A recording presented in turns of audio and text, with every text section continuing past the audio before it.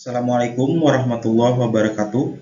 Perkenalkan, nama saya Ahmad Marzuki. Saya adalah peserta Latsar CPNS tahun 2025 Kabupaten Tapin. Golongan 3, Angkatan 1, Kelompok 2, nomor daftar hadir 18. Di sini saya akan mempresentasikan mengenai analisis isu efektivitas kinerja individu berdasar tupoksi. Berikut tugas dan jabatan fungsional analis sumber daya manusia aparatur ahli pertama. Tugas analis sumber daya manusia aparatur ahli pertama. Peraturan Menteri Pendayagunaan Negara dan Reformasi Birokrasi Nomor 37 Tahun 2020. Tugas jabatan fungsional analis SDM aparatur yaitu melakukan pengelolaan sistem SDM aparatur melalui kegiatan perumusan, analisis, evaluasi, pengembangan, asistensi, konsultasi, dan penyusunan saran kebijakan dalam konteks kebutuhan serta kepentingan terbaik organisasi sesuai dengan perundang-undangan dan praktik SDM profesional mutakhir. Dalam Peraturan Menteri Pendayagunaan Aparatur Negara dan Reformasi Birokrasi Republik Indonesia Nomor 37 Tahun 2020 Bab 4 Pasal 8 Angka 1 huruf A. Berikut adalah uraian kegiatan tugas analis sumber daya manusia aparatur ahli pertama. Yang pertama, menyusun kebutuhan aparatur sipil negara sesuai pedoman dan peraturan perundang-undangan. 2. Menyusun rancangan pengadaan aparatur sipil negara sesuai pedoman dan peraturan perundang-undangan. 3. Menyusun kerangka kerja pangkat dan jabatan aparatur sipil negara sesuai pedoman dan peraturan perundang-undangan. 4. Menyusun kerangka kerja pengembangan karir aparatur sipil negara sesuai pedoman dan peraturan perundang-undangan. 5. Menyusun pola karir aparatur sipil negara sesuai pedoman dan peraturan perundang-undangan. 6. Menyusun kerangka kerja promosi aparatur sipil negara sesuai pedoman dan peraturan perundang-undangan.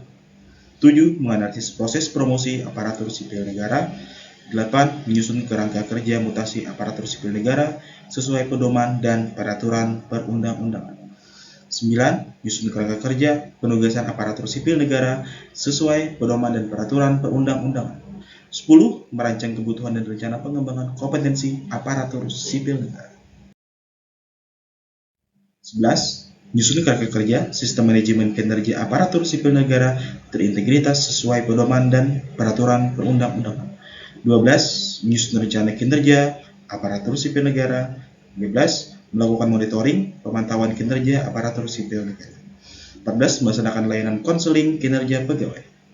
15. Menyusun instrumen penetapan penciptaan ide baru dan atau cara baru dalam peningkatan kinerja yang bermanfaat bagi organisasi atau negara. 16. Menyusun dokumen tindak lanjut penilaian kinerja. 17. Menganalisis pelaksanaan pembayaran tunjangan kinerja dan penghargaan lain berdasarkan laporan dokumen penilaian kinerja. 18. Perancang manajemen kinerja organisasi berdasarkan balance card atau sistem lain. 19. Menyusun kerangka kerja disiplin aparatur sipil negara sesuai pedoman dan peraturan perundang-undangan. 20. Menyusun kerangka kerja sistem penghargaan aparatur sipil negara sesuai pedoman dan peraturan perundang-undangan. 21. Menyusun kerangka kerja sistem penggajian, tunjangan dan fasilitas aparatur sipil negara sesuai pedoman dan peraturan perundang-undangan. 12. Menyusun kerangka kerja pemberhentian aparatur sipil negara sesuai pedoman dan peraturan perundang-undangan. 3. Menyusun kerangka kerja jaminan pensiun dan jaminan hari tua aparatur sipil negara sesuai pedoman dan peraturan perundang-undangan. 24. Menyusun kerangka kerja perlindungan aparatur sipil negara sesuai pedoman dan peraturan perundang-undangan.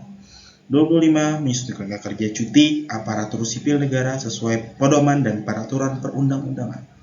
26. Menyusun kerangka kerja sistem informasi aparatur sipil negara sesuai pedoman dan peraturan perundang-undangan. 27. Menyusun kerangka kerja sistem manajemen SDM aparatur strategik berbasis kompetensi atau talenta reformasi birokrasi zona integritas sesuai pedoman peraturan perundang-undangan.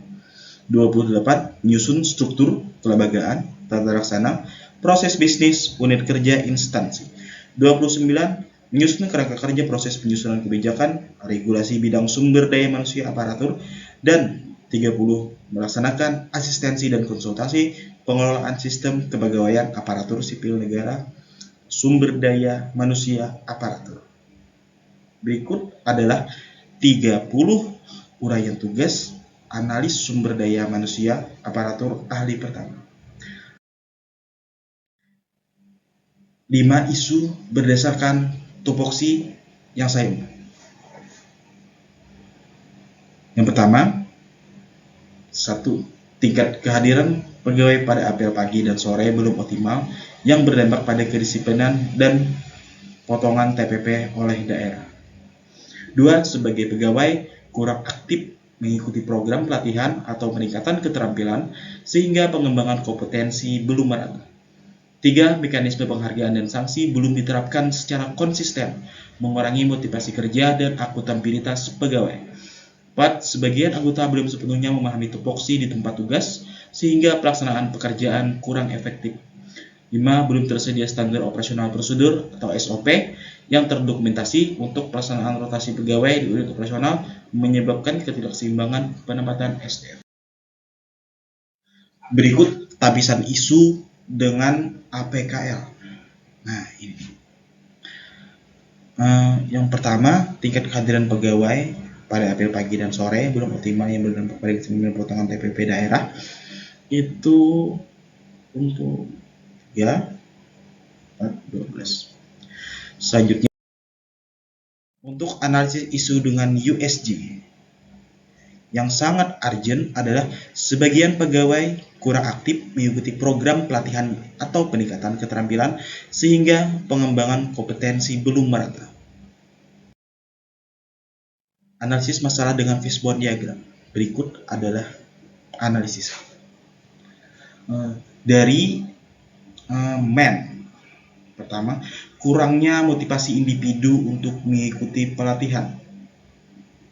Yang kedua, material, modul atau bahan ajar terlalu teoritis dan tidak aplikatif.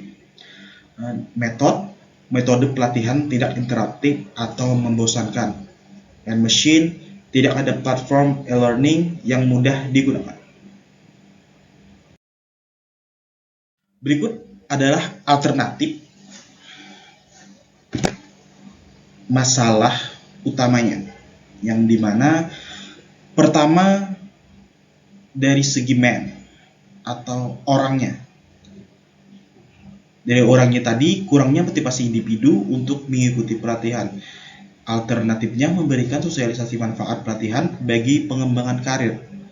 2.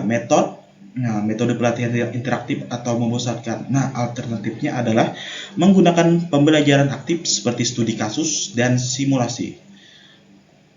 Modul dan bahan ajar terlalu teoritis dan tidak aplikatif. Nah, alternatifnya adalah menambahkan materi praktis yang langsung dan dapat diterapkan. Tidak ada platform e-learning mudah digunakan. Nah, mengembangkan menggunakan platform yang sederhana.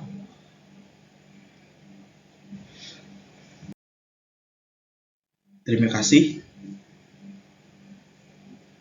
Sekian presentasi dari saya. Wabillahi taufiq wal hidayah.